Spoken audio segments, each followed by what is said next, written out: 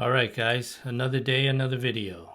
So in the last video, we were able to introduce Solana, introduce how smart contracts work on Solana, and we were also able to send messages to an account, save those messages into that account, and then retrieve the data.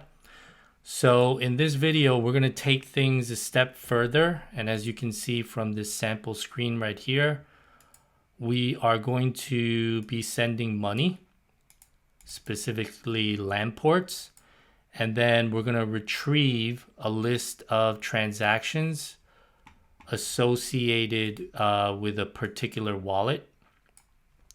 This is going to be my wallet right here. This is going to be the sender, and then this is going to be the destination. So when we're done sending, we should be able to see these balances get updated.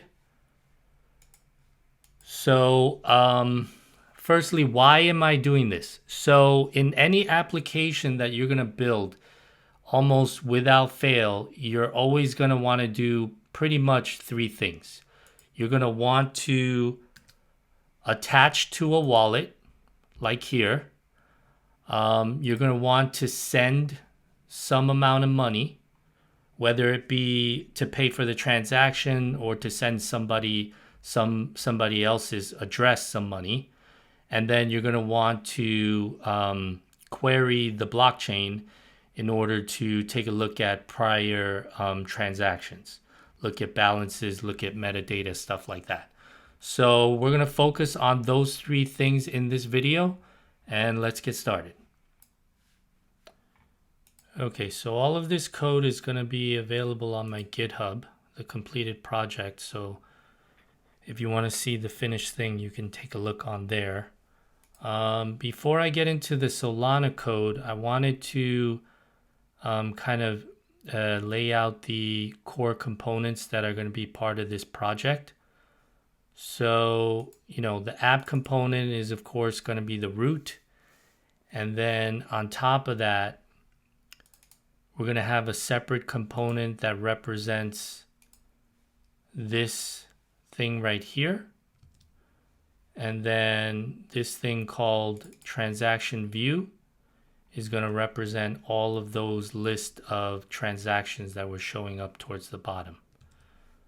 So if we go into the app.tsx,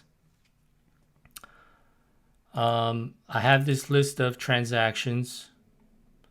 I'm going to be displaying them, but in the very beginning, I grabbed them first just to give you, the user, a list of the existing historical transactions that have been done off of the wallet. But before that very call, I make a call to initialize the wallet and set up the connection to the cluster, the Solana blockchain. So that's what these two variables are about. So then the next piece of code is this function that's going to act to basically refresh this list of transactions whenever money is sent, because obviously that's an additional new transaction, so it should come up in the list of all of them. So the UI itself is just going to be that sender component hooked up to this refresher call right here. And then that list of transactions hooked up to this component transaction view. So basically that's how the UI is laid out. So then here we need to build the capability to connect to a wallet and send money from that wallet. And then over here inside of transactions, we're going to build in the ability to query the blockchain and get that resultant transaction information. So the first thing that we're going to do is, I wanted to save some time, so I just, put this in ahead of time. But the first thing that we have to know when accessing a wallet is that Well, first of all, we're using this Sol wallet adapter because it just makes everything a lot easier to be able to do that connection that I was, this connection that I was showing you before. So we need to set that up, but in order to set that up, we have to create a type because we are using TypeScript. And the Sol wallet adapter is still only pure JavaScript. So nobody's created a type definition file yet. I'm sure somebody will do that eventually. So for now, we need to create our own interface so we can get everything safely typed. And by the way, this just indicates it's telling the TypeScript compiler not to try and check this type.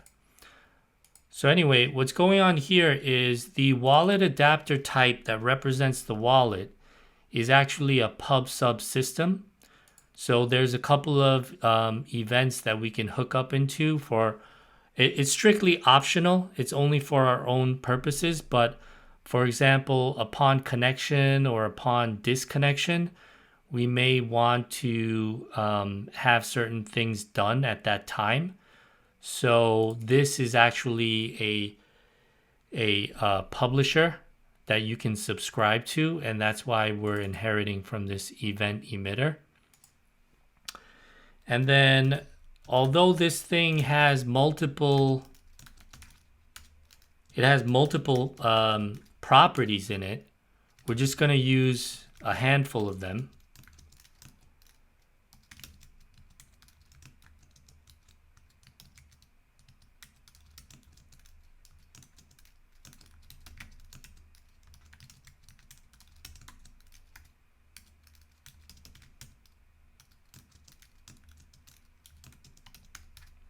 There's another one for disconnect, but we're just not going to use that one. So obviously the public key for the wallet, which is the main address. This is when you want to sign for something. So if you're trying to debit from your account and send money to somebody. And then this is, you must call this in order to make the actual connection to the network. You can't just create an instance of this guy. You have to actually make the call here. Okay, so we're going to set up some of our base fields that we need. So in this example, we're going to use DevNet. Not sure why, but I was having some issues with local. So we'll just use DevNet. Not a big deal. So like I said, Solana calls each network, testnet, mainnet, devnet, and local a cluster. So that's why this is named cluster. And then this represents the default confirmation level type when we make queries into the blockchain. So those queries that gave us that list of transactions right here, this is going to be our default confirmation level. So this means a confirmation of basically one node. And then there's another one called final, I believe, which is a confirmation by 2/3 of the nodes on the network. All right, so we create our wallet instance.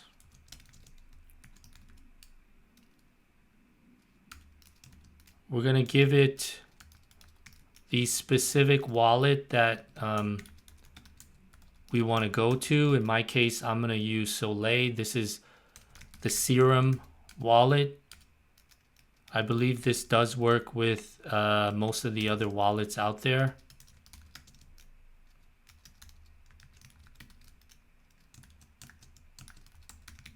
So this first function that we're creating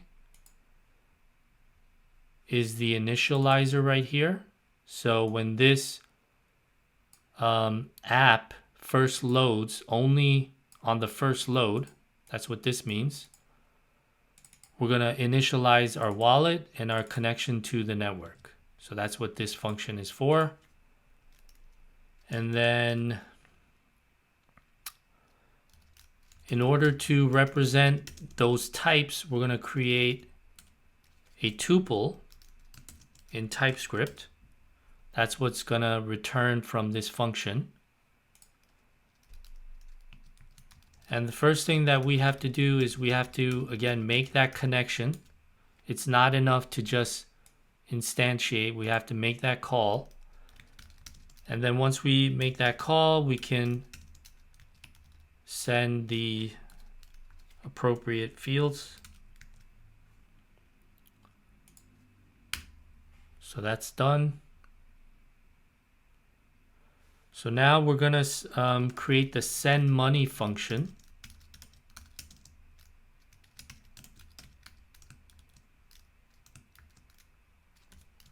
This thing actually doesn't return anything.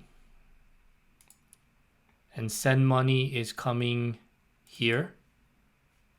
This is our UI, sub UI right here. So the send money requires the destination public key.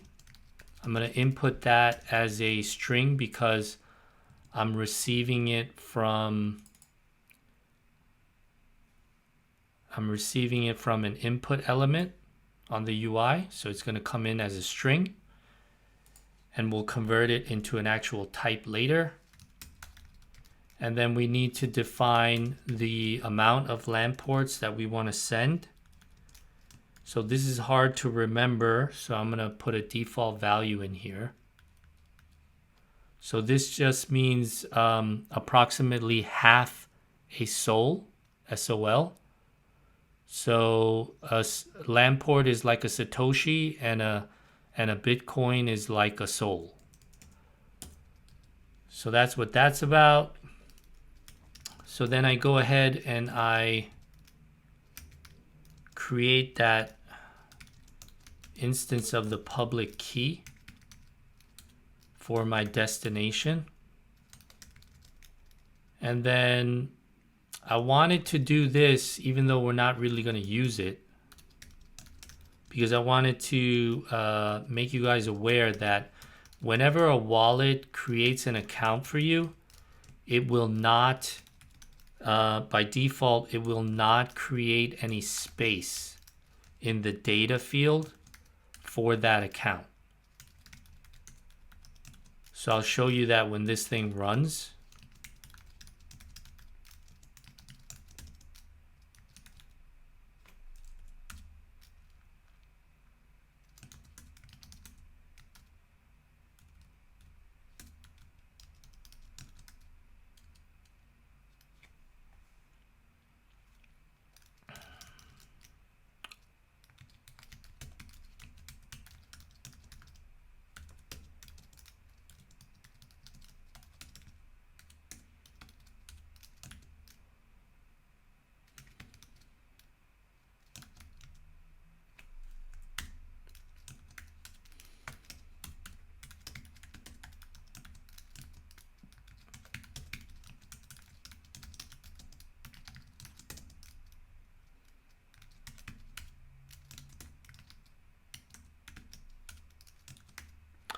So when this thing runs, you guys are going to see these as length 0. So it's something to be aware of if you're like trying to pass messages and data and stuff to these accounts. You're going to have to create separate accounts, or I'm not sure if there's a way to override this so that, you know, it creates data for you, but that would be different for every wallet. I didn't notice anything on the Soleil wallet, so you'll have to do your own investigation on that. So the other thing to know is in terms of transferring money, and really everything that we're going to do in this video, because it's focused on sending money and taking a look at those related transactions. So we're not going to need to create a brand new program, a brand new smart contract for that. All of that functionality is already built in, so we're just going to reuse it.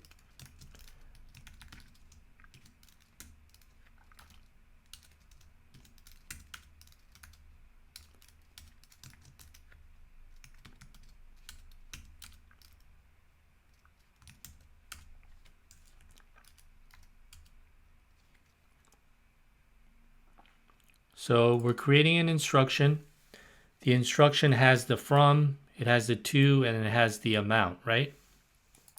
But since we are asking for a transfer, meaning a debit of funds to send to somebody else, we have to actually sign for it. So this code was getting really long, so I decided to separate it out into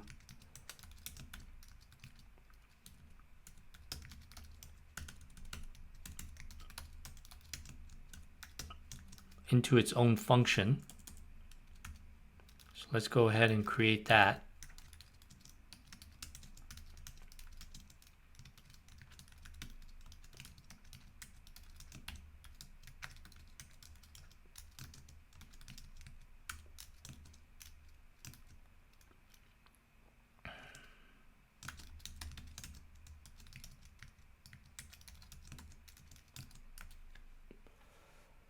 So what we're going to do here is we're just going to take this instruction, we're going to modify it, and then we're going to send it back out inside of a new transaction object.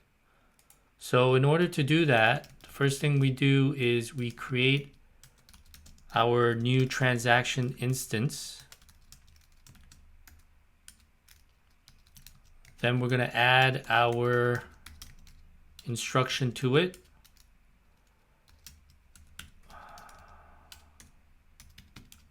And we're going to define the wallet as the payer,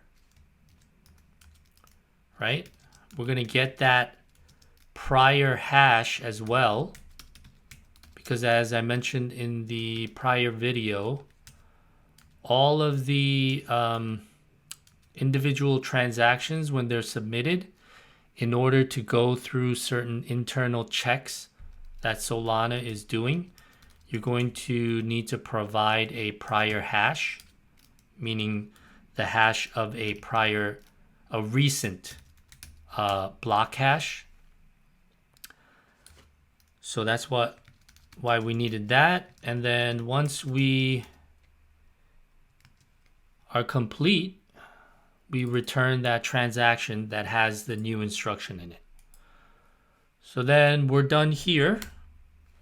And the next thing we need to do is, so if you recall last time, we did pretty much everything inside of the create account function. Create account with seed, I think, is the one that we used. In this case, we cannot because we need to sign it directly. As you can see, there's no way to sign in the parameters and fill in these other fields. So the other portion, of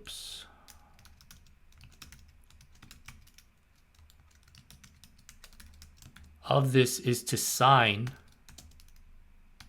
per the user wallet. So we're going to create a separate function for that. Again, because this whole thing was getting pretty long and difficult to read.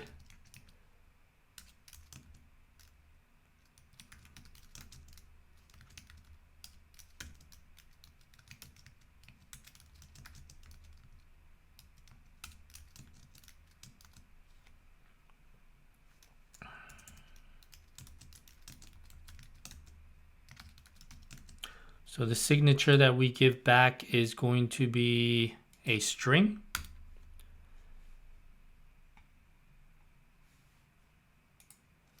And the way this works is we first make it the transaction, we make it a signed transaction.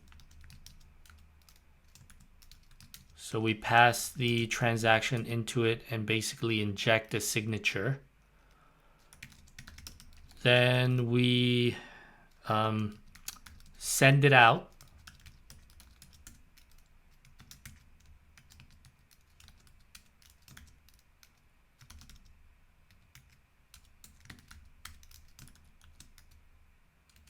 And then we get back the string signature.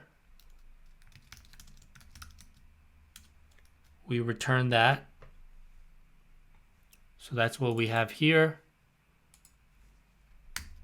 And then we want to confirm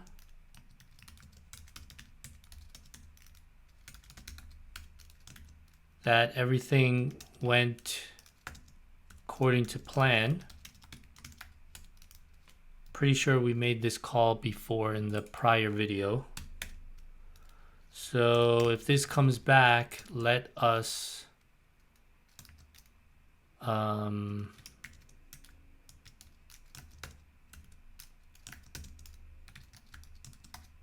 console.log that. Let's see here. In fact, let's wrap this.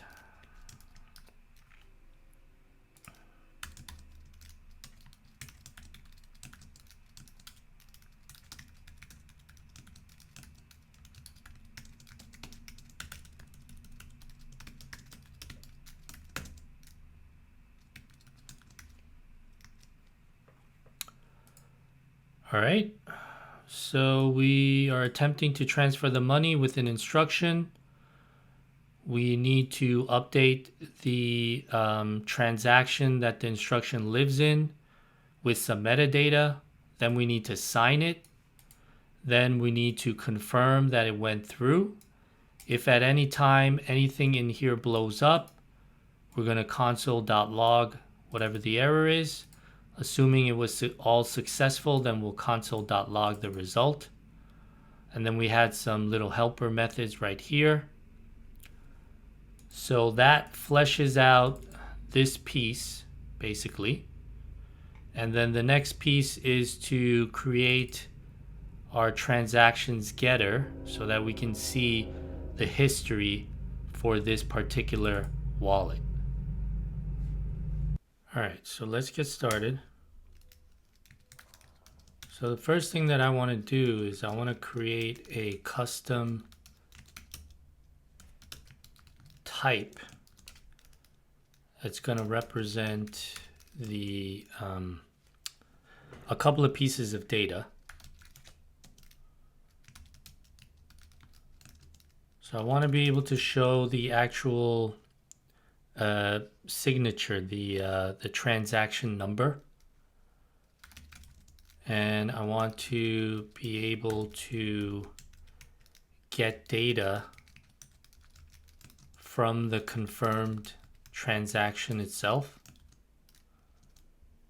So that's going to be this guy. And then once we've done that, we can create our function. This function is going to take the connection. It's going to take the address of which we care about.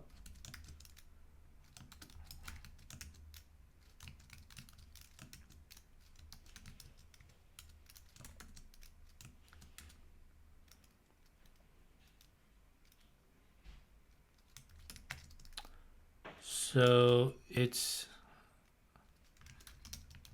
I don't know, to me it's a little unintuitive. I wasn't expecting the layout to be this way, but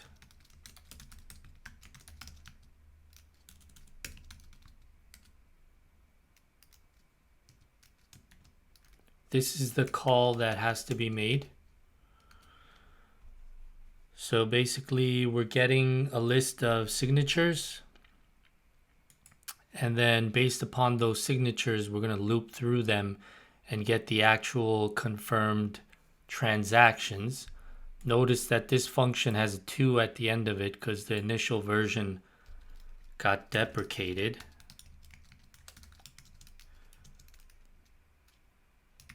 So we're going to build an array to return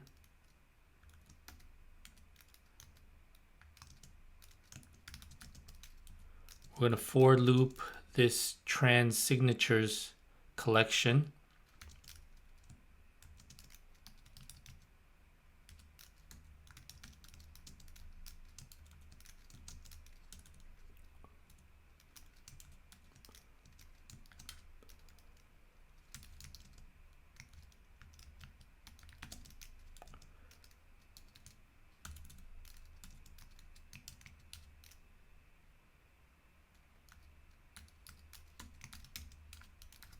So we grab each signature.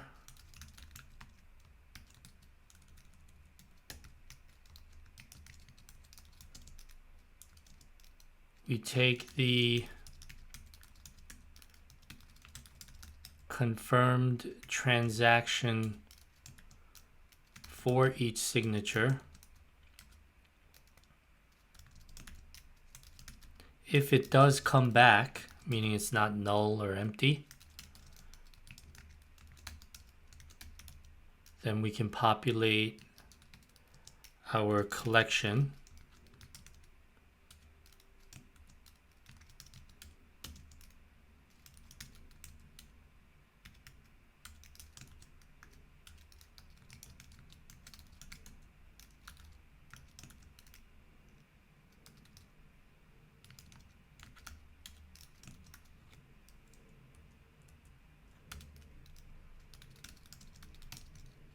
Then of course we return it.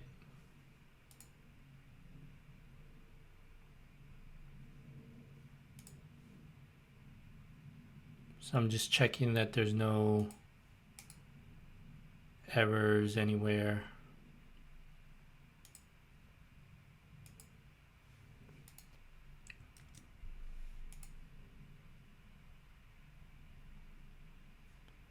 All right, let's try to run it.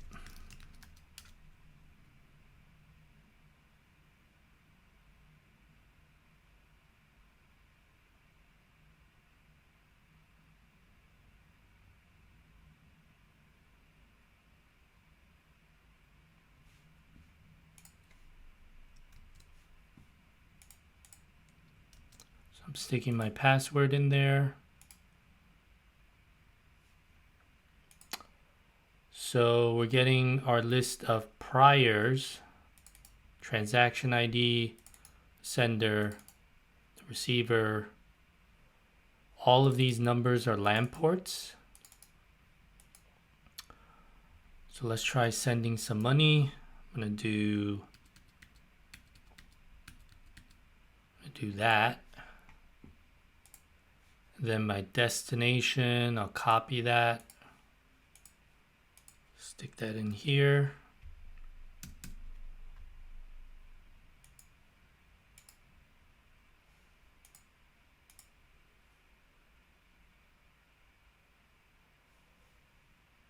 So there you go. Reason why it's 8 is because the transaction fee is 5,000. So 3 plus 5 is 8. So that's it. So again, I know I burned through pretty quickly on the UI code. So if you want to take a look, all of the code is available on GitHub. And as always, if you have any questions, definitely leave a comment and I'll try and help you out. All right, thanks guys. Bye.